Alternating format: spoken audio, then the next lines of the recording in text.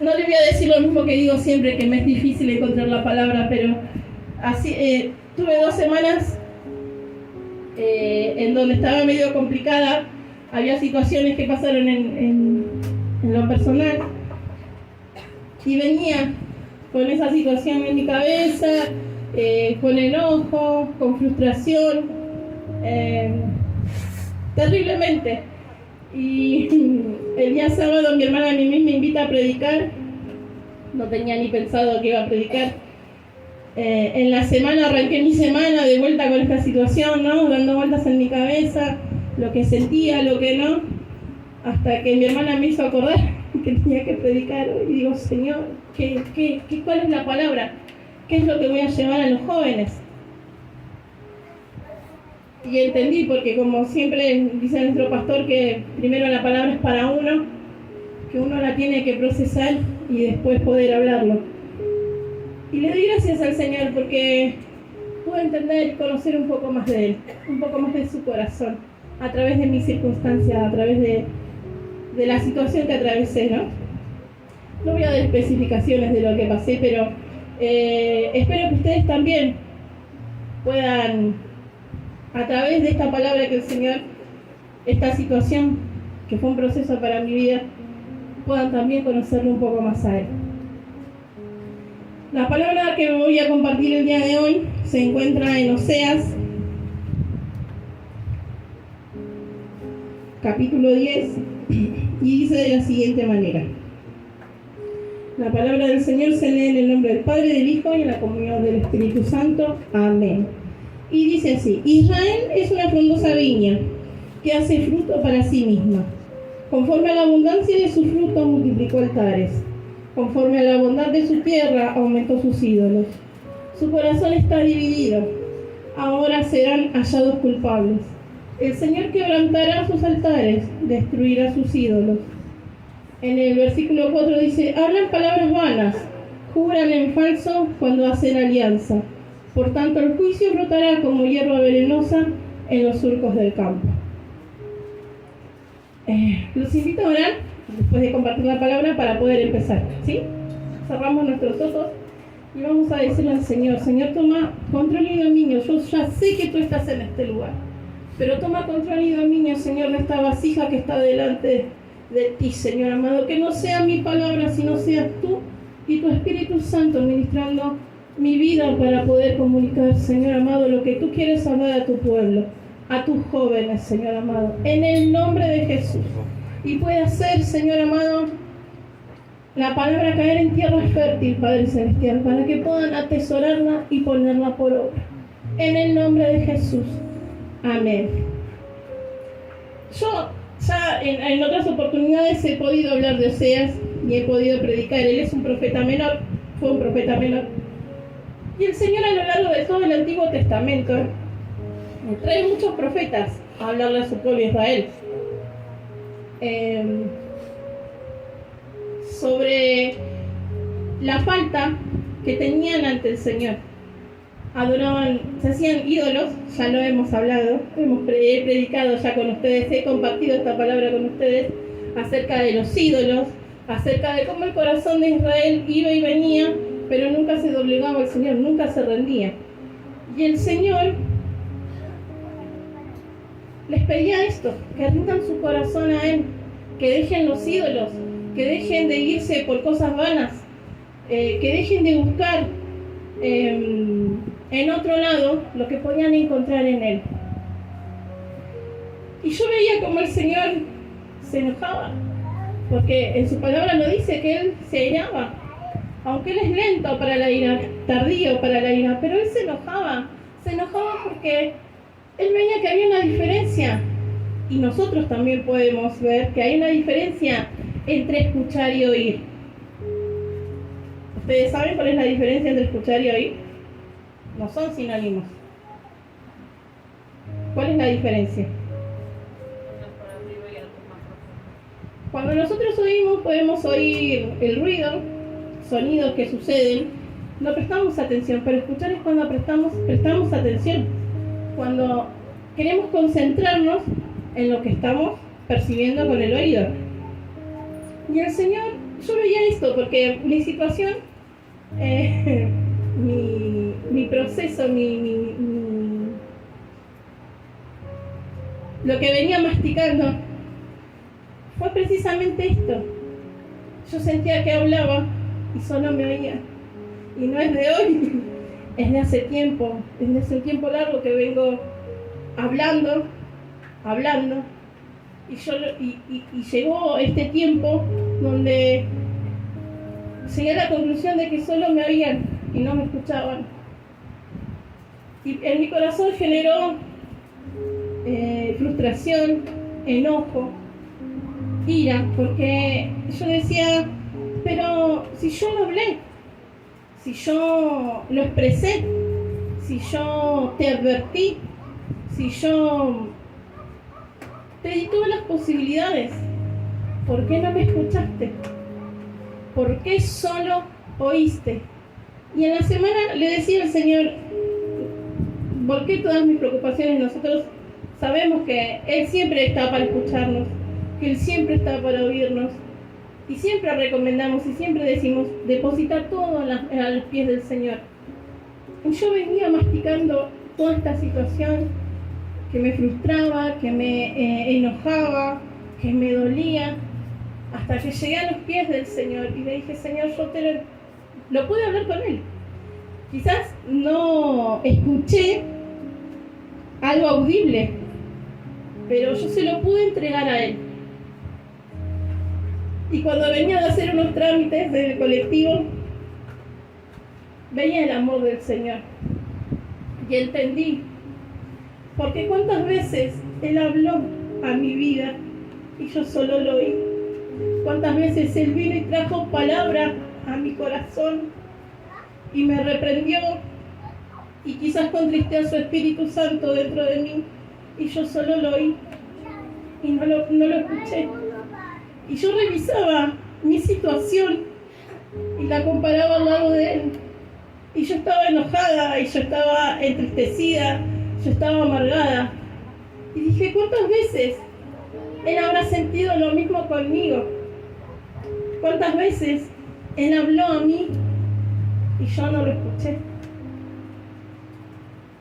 Y me pareció tremendo decir, Señor, la posición de Él. Porque ya hemos hablado de la paternidad del Señor sobre nuestras vidas, de Dios como Padre en nuestras vidas.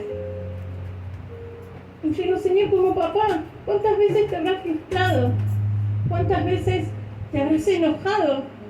Porque mi decisión no fue tu plan. Porque lo que yo elegí no era lo que vos querías para mí. Porque Él tiene los mejores planes para cada uno de sus hijos. Él siempre va a tener lo mejor para tu vida. Él siempre va a tener, quizás sea un poco más difícil para nosotros que nos queremos dejar llevar por nuestras emociones, pero siempre el plan del Señor es mejor. Siempre el plan de papá es mejor que el mío. Siempre va a ser, porque está dentro de los planes de Él, está dentro de la estructura que Él pensó cuando nos pensó a nosotros. Y yo decía, Señor, ¿cuántas veces te habrás sentido como yo? Y yo buscaba en la palabra, digo, Señor, ¿dónde puedo encontrar? Y todo el Viejo Testamento, todo el Antiguo Testamento habla del enojo del Señor porque su pueblo no lo escuchó, porque su pueblo solo oyó y no lo puso en práctica, no escuchó, no lo atesoró en su corazón, solo era en el momento. Y muchas veces como mamá me pasa que solo me oyen en el momento y me dicen, sí mamá, sí, pero en el tiempo no me escucharon. Digo, Señor, ¿cuántas veces te habrás encontrado en esa situación conmigo? ¿Cuántas veces hablaste a mi vida y yo solo te oí y no te escuché? Pero Él está lleno de amor para con nosotros. Y Él tiene esa mirada piadosa para cada uno. Y Él tuvo esa mirada conmigo. Aun cuando no elegí su plan. Aun cuando me dejé llevar por lo que yo sentía, por lo que yo quería. Y no por lo que Él había planeado. No por lo que Él había querido para mí. Y Él no me abandonó. Él continuó conmigo, me siguió extendiendo su mano. Él siguió acompañándome aún en mis consecuencias, porque como sabemos cada decisión tiene una consecuencia, y si elegimos las nuestras, y bueno, nos tenemos que aguantar nuestras consecuencias de las decisiones. Y yo decía, Señor, si yo te pido tu corazón, hay una alabanza que me encanta de Marcos Brunet que habla, que podamos mirar con sus ojos, que podamos tener una alabanza en nuestra boca y podamos tener su corazón. Y yo le pido eso al Señor, poder tener tu corazón, poder mirar con tus ojos, pero en mi situación no tenía el corazón del Señor, tenía el mío que me duele, el mío que siente, el mío que se enoja. Y si Él me pudo mirar con ese amor, aún en mi falla, aún sin escucharlo, si Él pudo seguir extendiendo su mano, ¿cómo no lo voy a hacer yo? Si queremos ser parecidos a Él. Y los voy a invitar a leer la segunda parte, porque leímos la parte de la ira del Señor donde se enoja, donde utilizó toda la vida de Oseas. Oseas tuvo que casarse con una prostituta porque el Señor habló de muchas maneras a su pueblo, de muchas maneras. Los profetas hablaban, los profetas decían, pero también con su propia vida los llevó a Oseas a ejemplificar lo que Israel estaba haciendo delante de sus ojos. Porque si leemos en la parte del principio de Oseas, nos manda a casarse con una prostituta para que el pueblo vea el ejemplo de lo que ellos eran delante de los ojos del Señor y de lo que ellos estaban eligiendo.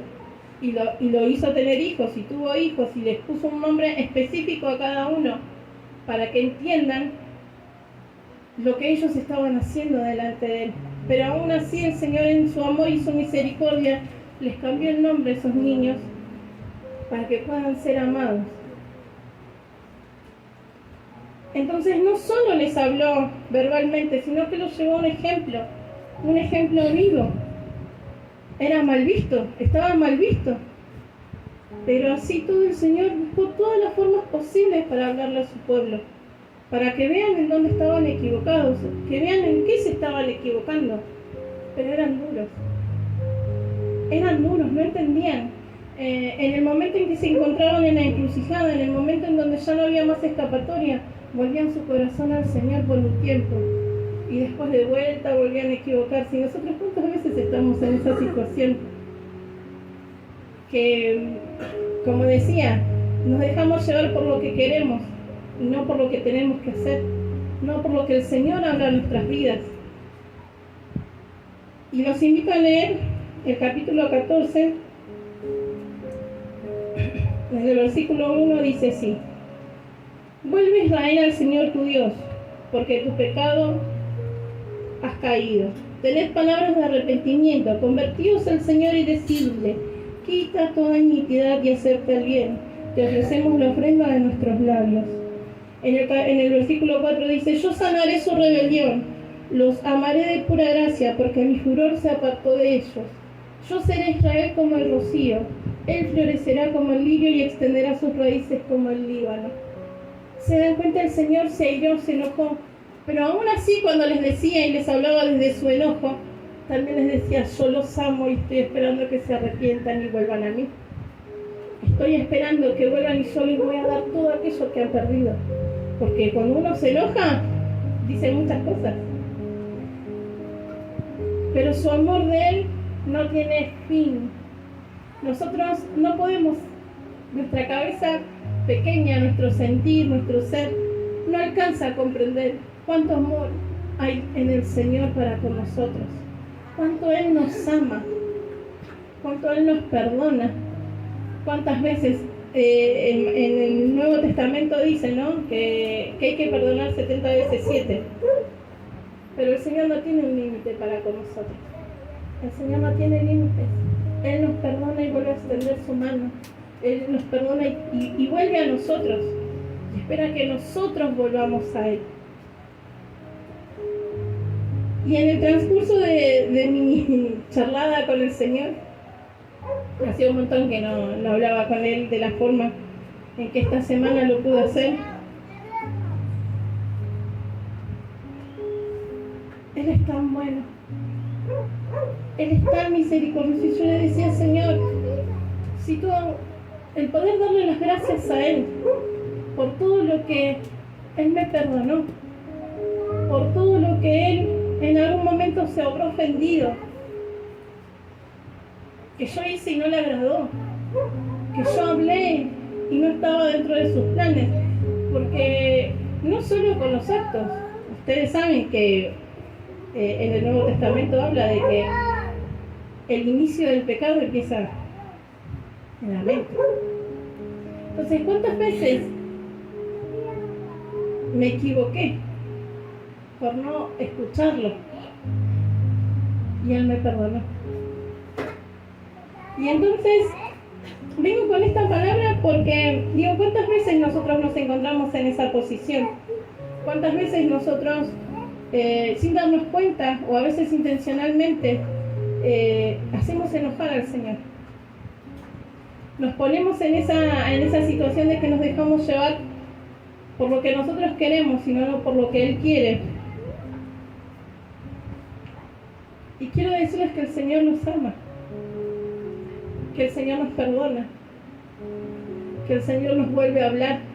Quizás perdiste la conexión con Él, quizás te dejaste llevar por lo que vos querías y no era lo que el Señor le agradaba y te alejó de Él. Y te encontrás pensando que, bueno, ya está, perdí la conexión. No, volvé porque Él te ama. Volví a hablarle.